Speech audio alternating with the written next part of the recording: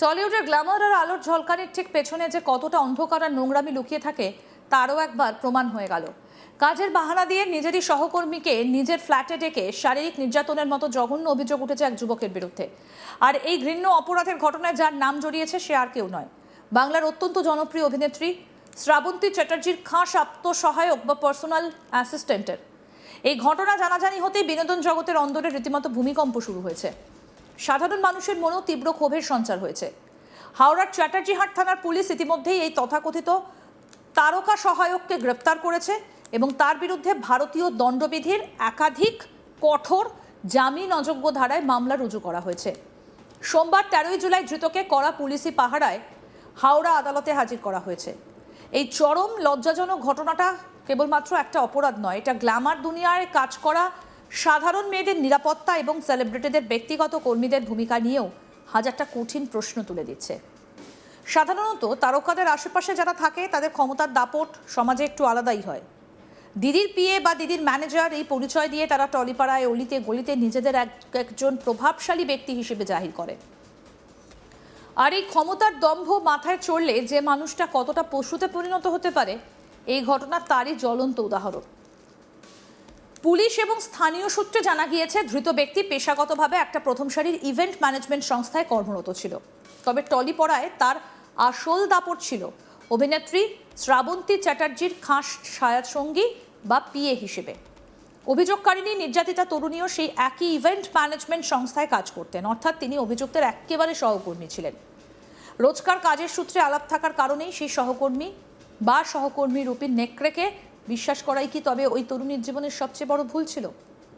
কি ঘটেছিল সেদিন কাল রাত্রিতে? সেদিনকার অভিযোগকারিনীর বয়ান অনুযায়ী গত 12 এপ্রিল অফিসেরই একটা অত্যন্ত জরুরি কাজের অজুহাতে ওই চ্যাটার্জিকে চ্যাটার্জিহাট এলাকায় নিজের ফাঁকা বাড়িতে ডেকে পাঠায় অভিযুক্ত পিএ।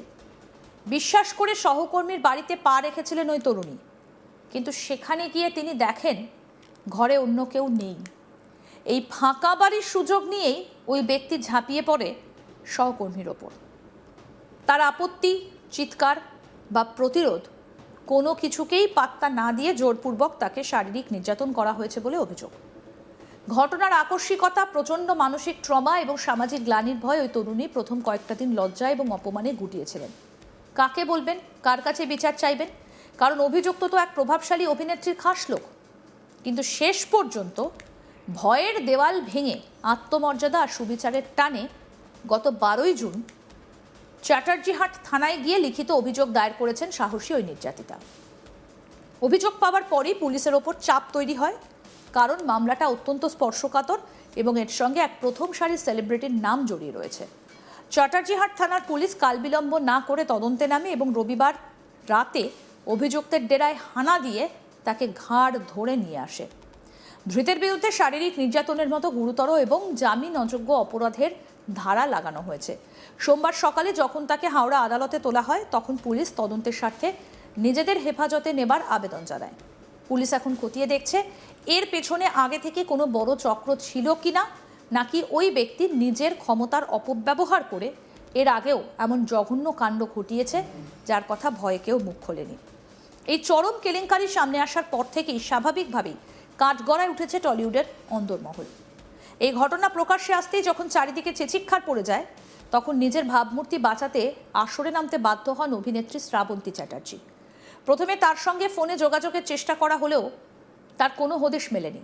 পরে অবশ্য নিজের পিঠ বাঁচাতে সোশ্যাল মিডিয়ায় একটা দীর্ঘ বিবৃতি জারি করে শ্রাবন্তী নিজের অবস্থান স্পষ্ট করেছেন এবং অভিযুক্তের থেকে নিজেকে 100 হাত দূরে সরিয়ে নিয়েছেন।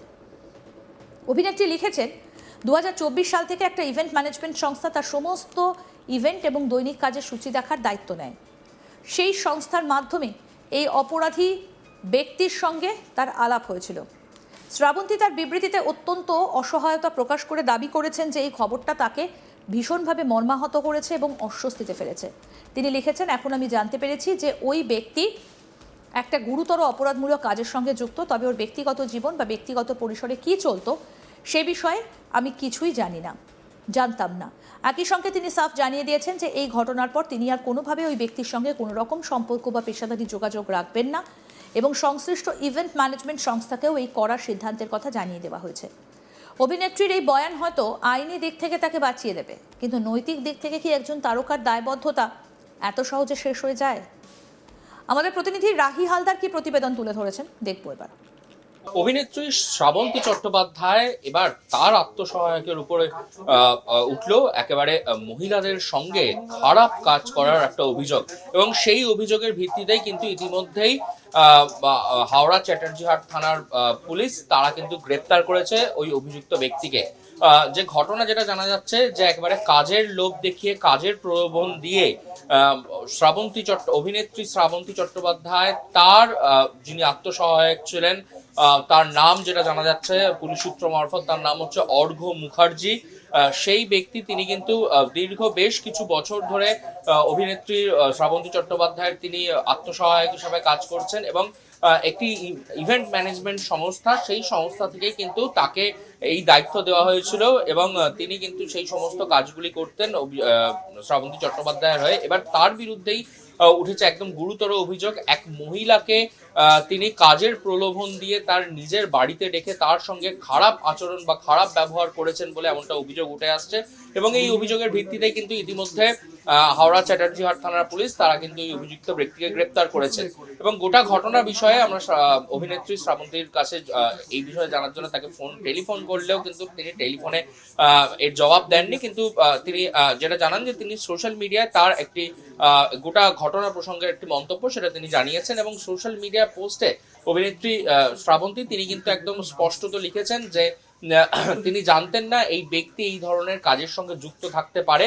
তার বিরুদ্ধে এই নিয়ে যে একটি ফৌজদারি মামলা হয়েছে সেই মামলার কথাও তিনি জানতেন না, এবং তিনি যখন থেকে জানতে পেরেছেন তখন থেকেই কিন্তু ওই ব্যক্তির সঙ্গে কোনো রকম সম্পর্ক, কোনো রকম কাজের সম্পর্ক কোনো কিছুই কিন্তু রাখছেন না অভিনেত্রী শ্রাবন্তী চট্টোপাধ্যায়, এমনটা কিন্তু তিনি তার সোশ্যাল মিডিয়া পোস্টের মাধ্যমে জানিয়েছেন।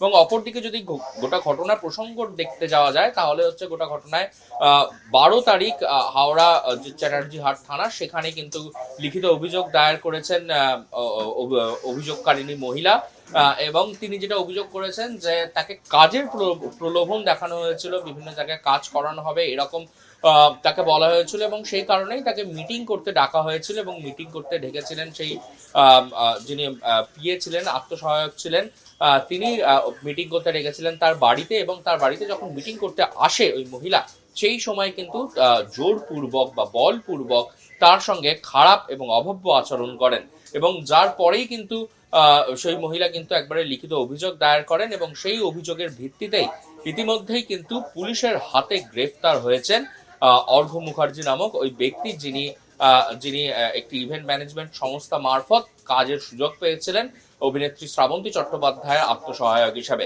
এবং যেহেতু তিনি একজন অভিনেত্রীর আত্মসহায়ক হিসাবে থাকছেন, তার পাশে সারাদিন থাকছেন, সেই সুযোগ নিয়েই কিন্তু তিনি এই ধরনের একটা মহিলাদেরকে একটা প্রলোভন দেওয়ার চেষ্টা করেছিলেন যে তিনি তাদেরকে কাজ পাইয়ে দেবেন, তার সঙ্গে থাকলে ইন্ডাস্ট্রিতে কাজ পেতে সুবিধা হবে, এই ধরনের বিভিন্ন প্রলোভন দেখিয়েছিলেন, এবং সেই প্রলোভন দেখিয়ে কিন্তু ওই মহিলার সঙ্গে খারাপ আচরণ বা খারাপ অভব্য ব্যবহার তিনি করেন, এবং যা কিন্তু একেবারে যার ফলেই কিন্তু ওই মহিলা তিনি গিয়ে একবারে থানায় গিয়ে আর্জি জানালে পুলিশ তাকে গ্রেপ্তার করেছে, এবং গোটা ঘটনা প্রসঙ্গে ইতিমধ্যেই কিন্তু শোরগোল পড়ে গিয়েছে টলিপাড়ায়। আরও আপডেট পেতে দেখতে থাকুন আজ তাক বাংলা, সাবস্ক্রাইব করুন।